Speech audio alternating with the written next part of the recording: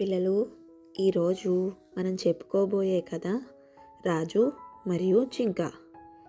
అనగనగా ఉజ్జయిని నగరం అనే రాజ్యానికి శ్రీనాథుడు అనే రాజు ఉండేవాడు. రాజుకి వేట చాలా ఇష్టం. ఒకరోజు ఆయన అడవికి వేటకు వెళ్ళాడు. ఉదయం నుంచి మధ్యాహ్నం వరకు తిరిగినా ఒక్క జంతువు కనిపించలేదు. రాజు మరియు సైనికులు అలసిపోయారు.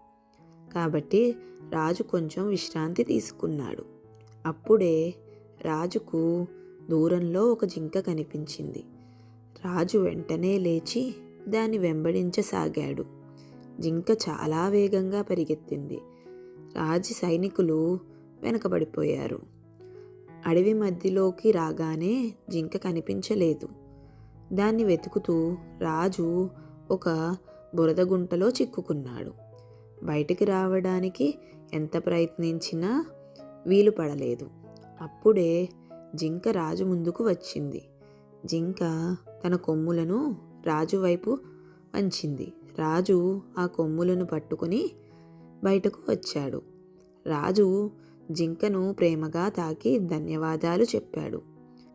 సైనికులు వచ్చాక రాజు జరిగిన సంగతులన్నీ వారికి చెప్పాడు.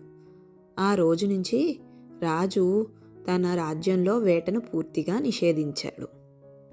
పిల్లలు, దీని నుంచి మనం తెలుసుకోవాల్సిన పాఠం ఏమిటంటే, ఆపదలో ఉన్నవారికి సహాయం చేయడం ఒక గొప్ప గుణం. మళ్ళీ ఇంకొక కథతో కలుసుకుందాం.